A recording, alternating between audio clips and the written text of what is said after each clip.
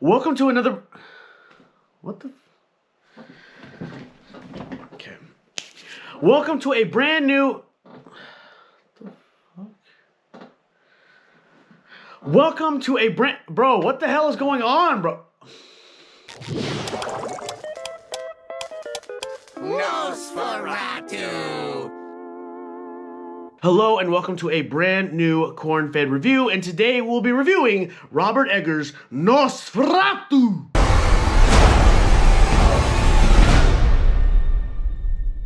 We are here encountering the vampire.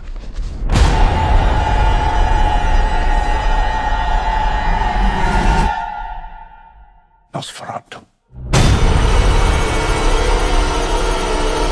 I hope you guys had a wonderful holiday. I hope you had a wonderful New Year's. I'm really excited for 2025 and what the Cornfed channel will bring to y'all.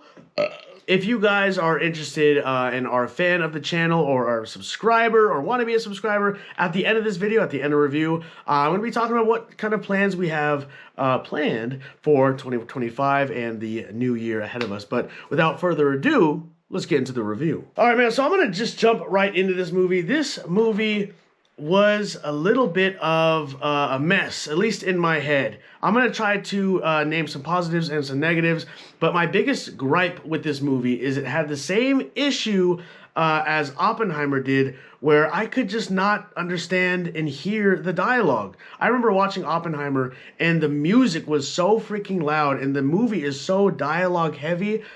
I did not understand what was going on. I was just watching two people open their mouths and close it and trying my best to understand what's going on, but it was too difficult. So I bought it on 4K, rewatched it with subtitles, and I think that's kind of what you have to do with this movie.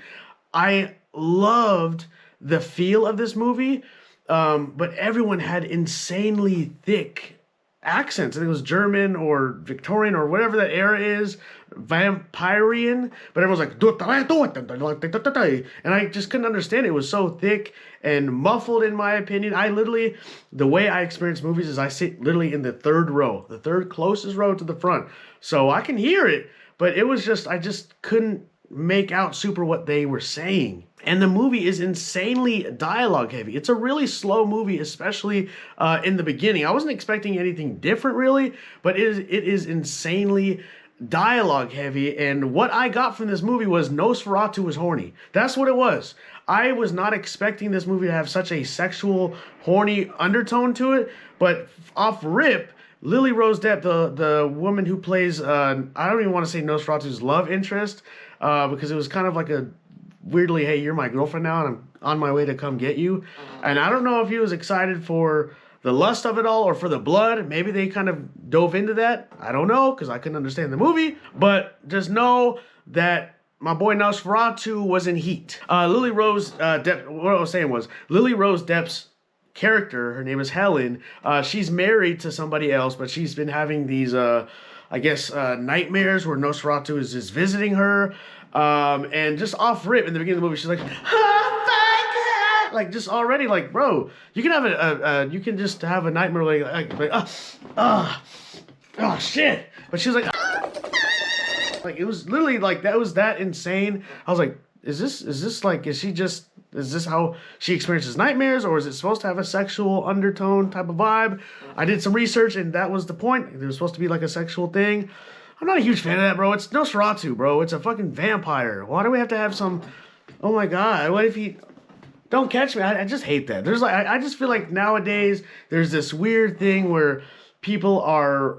I don't even want to say romanticizing. They're like sexualizing freaking Ghostface, It the Clown, and now they're like kind of forcing it with Nosferatu. I don't know, y'all. I don't know the lore. I don't know if this was always the kind of vibe of it, but that part was like...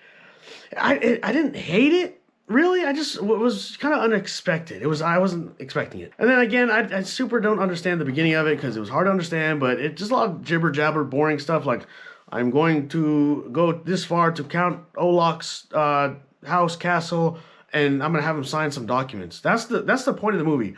Ellen, Lily Rose Depp's husband, is going to Count Olaf's house, Dracula, Nosferatu's house, to have him sign documents, y'all. Isn't that crazy? I don't know why. I just wasn't expecting him to ride a horse through the snow to have Nosferatu go. It looks good. Looks good. I'm gonna go to a positive. I absolutely loved the feel of this movie. Super like vampire Victorian. They executed that so freaking well. Just the darkness and the big castle. Like you really feel like you are in this universe for sure. Like that's not to be mistaken at all. I felt like I was creeping around the castle like with the main character here. I love that absolutely about this movie because I haven't felt that way about a movie in this specific lane in a while. I loved the vampire Victorian kind of vibe. I thought that was really cool and I really enjoyed it, and it really helped with the immersion of it all. Again, I know I'm jumping around like crazy. That's just how my brain works, and that's the best way I can review with the tools that I have. But another thing that I liked is and everyone's gonna say it, I'm gonna sound like a movie snob right now, but I don't notice it until I notice it. But the cinematography was amazing. The camera shots were beautiful. Every single, you could pause this movie at any point in time and it could look like a beautiful painting or poster you want to hang on your wall. The camera shots, like there's this scene where this old man is like pretending to be docile, and then this and someone's trying to unhook him from the chair, and as soon as he turns crazy, the camera turns right. And like he bites her neck. It's cool, man. The decisions that they make are amazing. They're peak. They're very well done and very well thought out. So that to me really added to the experience as well and the immersion as well. But for me, it dove into a little bit of the artsy fartsy kind of thing. There was like, I swear the first hour of this movie felt like it was a music video. I was just watching moving images. Like, I don't know what was going on. Like, people were like, it was one of those things where it kind of threw you in here and just stuff is happening and you can't really understand what's going on, and you're just watching moving pictures. One girl's having a bad dream. This other guy's chopping it up with some champagne with somebody else, smoking a cigar. I'm like, okay, where's Nosferatu, y'all? Like, it dove a little bit into the artsy fartsy thing a little bit. But I will say, the main reason why I came to watch this movie was for my boy, Nosferatu. Dude, his aura, his presence, the second he shows up on screen is insane, bro. Like, Bill Skarsgård, the same guy who did It the Clown in the newer reboot, he absolutely killed this role. He got a vocal coach so he can lower the octaves of his voice, so he can make Count Olaf, Nosferatu, sound as deep and as creepy as possible, dude, and it works. It's like General Grievous where he's coughing, and it just like, it takes over the audio. It is so well done. He's this big, overcasting, shadowy figure, dude. It is so freaking cool. I was nerding out. I'm like, dude, if I can't understand anything, I will just enjoy Nosferatu's presence in this movie, because it is insane, dude. I'm like, oh shit, bro. Had me rubbing my nipples a little bit. I can see where the sexual undertones are coming from. Hold on, I'm feeling something. Hold on. He's crazy. And then they have these cool shots where his hand is like a shadow, and like people can see it, and he can move shit with his shadow. It's crazy. Like, they did so well with the character itself, the character design, the look, the sound of it. Now, I have some images that are forever ingrained in my head that we don't have to talk about. We're going to talk about. There's this. We see him naked. We see Nosferatu naked. We see his package, and we find out that he has a hoodie. If you know, you know. AKA he's he didn't get it cut off, so we just see. They let us see it for a little bit. I'm like, you got to check out Nosferatu's pockets. You got to see what he's dealing with a little bit. So, you know, I had to check it out. But he's working with something. Nosferatu's working with something. You can't be the Count Olaf and not be working with something. Okay, anyways, but he's naked in a lot of these scenes, and there's this scene where he's literally like arched up like this. Like, you see this big old wrinkly scabbed up body like this, like sucking on someone's blood, and it's really. Like, they show it to you. They don't, like, it's not quick. It's just like, hell yeah. But his whole ass is out, like, it's like, it's insane. There's another scene where he's having full-on sex. And I don't want to spoil anything, but he's just having just straight-up sex. And you get to see his whole naked, creepy 8,000-year-old body, which is cool. I don't know how I got there, but yeah. But again, jumping all over the place, but Bill Skarsgård killed it at that role. And the other role that really stood out to me was Lily Rose Depp. She killed it, bro. She did amazing. So much to the point where I was like, damn, bro, like, she's actually killing it. She had to do some crazy, like, I'm possessed scenes, and she did really well. It wasn't like besides the moaning stuff, it wasn't like, ah, like she literally was like, sorry I had to see that, but she was like, eyes rolled back, like fucking just insane, bro. And it looked really authentic, looked real. I felt like she was possessed. I felt bad for the woman. Everyone else did great. They did all right. What's his name? Willem Dafoe was in there. He did okay. Same old Willem Dafoe. Not the hugest fan of Willem Dafoe. I don't hate him or anything, but a little too hyped up in my opinion.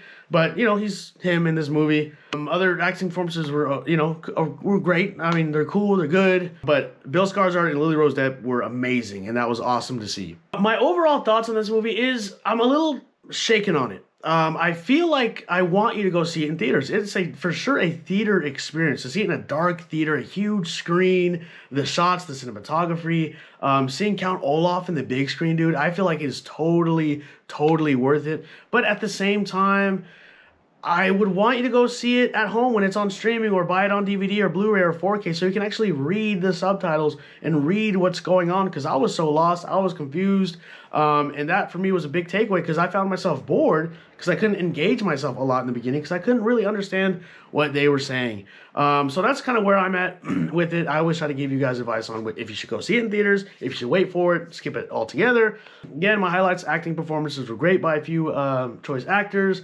The scene, the vibe, the atmosphere was amazing. It was peak. They killed it with Count Olaf. He did. It was just, his presence, his aura was top tier. What am I missing? This movie wasn't bad by any means, but it definitely, in my opinion, wasn't great. I feel like a lot of people out there are saying it's the movie of the year, the best movie of last year. It definitely isn't. I would best describe it as like art. It's a moving piece of art for sure. It's beautiful to look at. You can tell that this is a cinema, film, motion picture. But I wouldn't go see it if you're gonna go take somebody on a date or you're just a casual moviegoer. It's definitely not that kind of movie. You have to like really kind of lock in and try to understand what's going on. It's definitely not for the casual moviegoer. I consider myself a casual moviegoer. Like I'm not watching porn films. I'm not watching anything with subtitles. I'm going to go see a good movie, have a good time, get some popcorn, some jalapenos, and a Diet Coke. I got a hot dog this time, and then just enjoy myself. You know what I'm saying? I like a deep watch. I like a thriller. I like a scare. I like all those things. But at the end of the day, I want to have a good time. And this movie was definitely a little bit slower. That's just me. Call me dumb. Call me slow. It's slow, bro. It's slow in the beginning, and it picks up when Nosferatu is there, and then it slows down. Third act is great. But for me, it falls in the line of a little bit below average for me. Like I said, I'm torn. I still think you should see it in theaters. It's like a cool watch, but it's not going to be for everybody. For my final ranking, moving forward, I want to do 1 through 5. I don't want to do 1 through 10 anymore. I feel like that's a little bit too safe. I feel like I want to challenge myself more to give a little bit stricter ratings and more concrete ratings. And I'm going to try to refrain myself from doing halves. I want to give y'all some solid numbers this year. My final rating for Robert Eggers' Nosferatu is a 3 out of 5. A 3 out of 5, I'm giving that because I feel like I personally missed some things. When I go back and I rewatch this movie and I can understand everything that's going on, I think that it'll grow on me, and I think I'll like it a little bit more. I think I'll give it a little bit more appreciation, but just because of the fact of the muffled audio, it wasn't even muffled audio, it's just the accents are so freaking thick, and that's not really on their part because they're trying to be authentic to the timepiece and whatnot. But for me, that's going to take a lot of it away, and I'm giving you guys the rating of what I feel, how I experience it. I'm not giving you this overlooking, like, omniscient rate. I'm telling you just how I feel about it, what my opinion is, and what I'm giving the movie. Good movie, cool movie, but it wasn't amazing, it wasn't great. Maybe I was expecting too much. Shout out to SpongeBob for introducing me to the character of Nosferatu. But yeah, are you guys going to go check it out? Where do you guys compare this to the other Robert Eggers movies? Are you going to plan to wait on it? Are you going to watch it in stream? Are you going to go see it in theaters? Did you already see it? Let me know. All right, end of the review, but I want to get into some exciting stuff that I am planning for 2025. Let's get into it. I also want to do like a little rehash of how my life's been going. I haven't been putting out a ton of reviews. You know how Christmas goes, how the holidays goes. It gets a little bit crazy. I was doing a lot of traveling. I went to go see my family for a week. So I haven't been able, and what sucks is there was a lot of hard-hitting movies that came out. We got Nosferatu, which came out Christmas Day, which I'm like what, 2 weeks behind now. So yeah, there's a Complete Unknown, the Bob Dylan movie, which I watched. I didn't put a review out on it, but I watched it. It was cool. It was good. The soundtrack's hitting though. I've been listening to the soundtrack like crazy. Solid. Timothy Chalamet performance is worth watching the movie within itself. Sonic 3. I freaking wanted to watch Sonic 3 so bad. I haven't had the time to go watch that. The Mufasa movie came out. I probably wouldn't have seen that anyways, but I still wanted to go see it. And there's some other good movies I heard. Baby Girl, the A24 softcore porno movie is out, which is cool.